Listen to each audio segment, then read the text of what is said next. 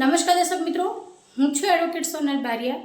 જો દર્શક મિત્રો તમે લાયસન્સ મેળવવા ઈચ્છો છો અથવા તો પછી તમે સર્ટિફિકેટ કોઈપણ પ્રકારનું મેળવવા ઈચ્છો છો અને દર્શક મિત્રો જો તમે કોઈપણ જે સક્ષમ અધિકારી છે તેમના સમક્ષ તમે તમારી જે સાચી ઓળખ છે તેને છુપાવો છો, મતલબ કે તમે કોઈપણ પ્રકારની ગેરરજૂઆત કરો છો, તો આવા સંજોગોમાં દર્શક મિત્રો ઇન્ફોર્મેશન ટેકનોલોજી એક્ટની જે કલમ 71 છે તે દર્શાવે છે કે તમે જો આવું કોઈપણ પ્રકારની જે સાચી હકીકત છે તેને વર્ણવતા નથી અને તમે કંઈ પણ છુપાવો છો તો દર્શક મિત્રો તમને 2 વર્ષ સુધીની કેદની સજા થઈ શકે છે અથવા 1 લાખ રૂપિયા સુધીનો દંડ થઈ શકે છે અથવા દર્શક મિત્રો બંને પણ એકસાથે થઈ શકે છે।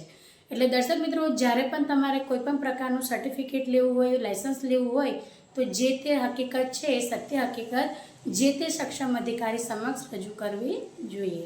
તો દર્શક મિત્રો આજના માટે આટલું જ। જય હિન્દ, જય ભારત।